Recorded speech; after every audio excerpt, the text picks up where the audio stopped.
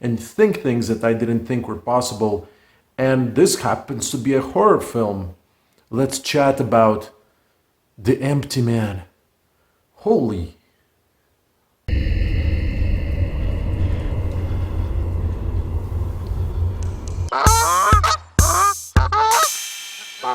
James Badgedale plays an ex-cop who is called to look for a missing girl, and in his investigation he discovers this very obscure cult that's trying to bring an entity into this world. And I am summarizing extremely loosely a plot that was poorly advertised and done in a terrible trailer that makes this movie look like a boogeyman type of film, but it's really not. This is a philosophical exploration that gets you to places that you really didn't want to be in, but then you start realizing things about your own life that you question at times. And my God, David Fincher, a director that has worked with David Fincher in the background doing B-roll and documentaries about how certain David Fincher films were made, and you can see how much of David Fincher he absorbed and took into his own style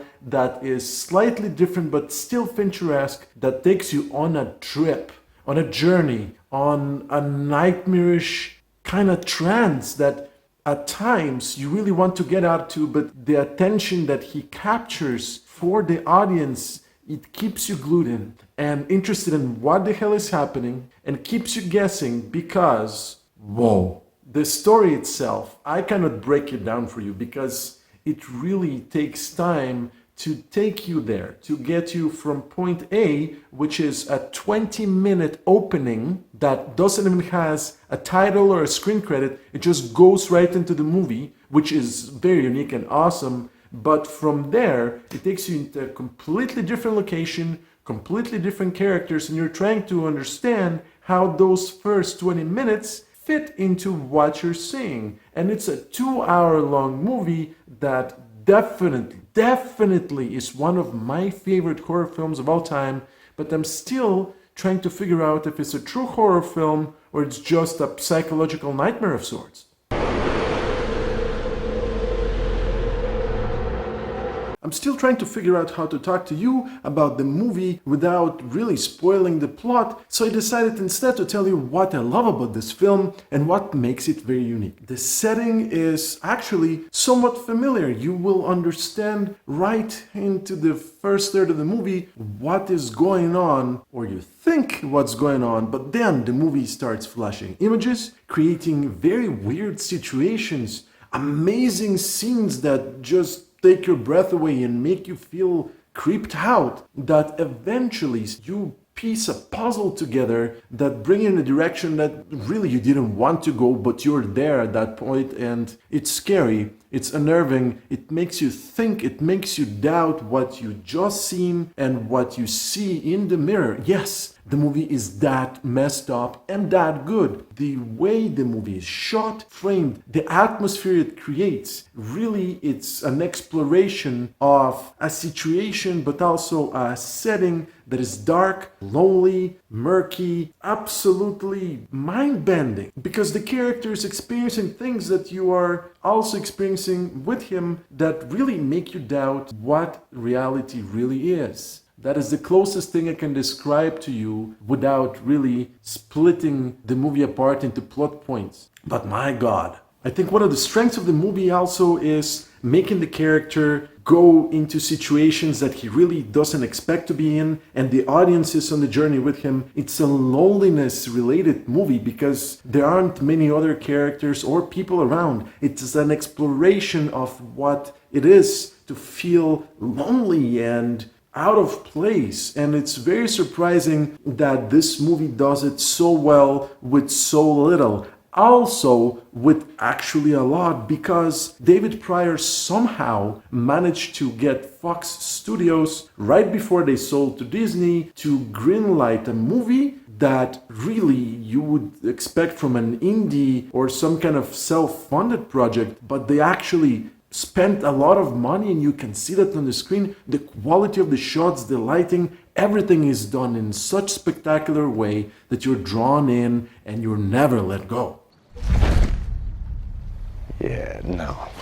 James Badgedale does an amazing job as the main character to let you feel and experience things through his eyes, and the terror and the scary moments and the moments of doubt are really seeping through what he does with his face and the way he moves. I mean, this is an experienced ex-cop. He has seen a lot of stuff, and there are reasons why he's not a cop anymore, and yet he's brought into this very strange situation where he has to rediscover almost the world around him. And that is such an amazing point to get the audience from I have no idea what's going on to discovering the world that we're in with the main character. That can only be done by a stellar performance, and this guy just nails it.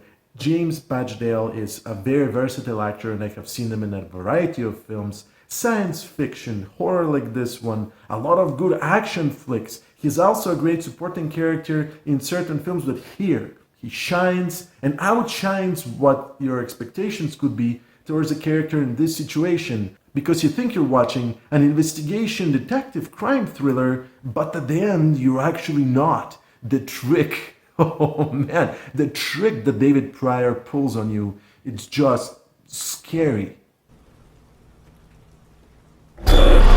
The Empty Man is definitely one of my favorite horror, psychological thriller kind of films that really messes up with your perception of reality. And at the end of this very unusual but very compelling story, you will be taking a journey that you didn't want to take, but eventually it will make you think and understand certain things you didn't question before. James Badgedale is fantastic as the main character, and the supporting cast does very well. The effects are outstanding, the sound design and the music is a good companion to what you see on the screen. David Pryor as the director just is amazing. He shows his love for the movies, crafting a scene that is dark but also understandable, creating moments that are memorable and unnerving, and definitely you can see the influence of David Fincher in what he does with the camera. And I'm not exactly sure if I can see something like this on screen without comparing it to The Empty Man. You can rent this on Amazon and other places. I actually don't think this film has a physical copy, which is a crime.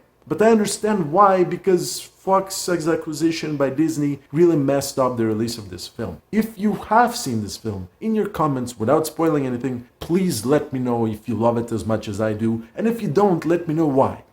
I'm Jin from Get Me More, and you know where to find me, I think. Thanks for watching.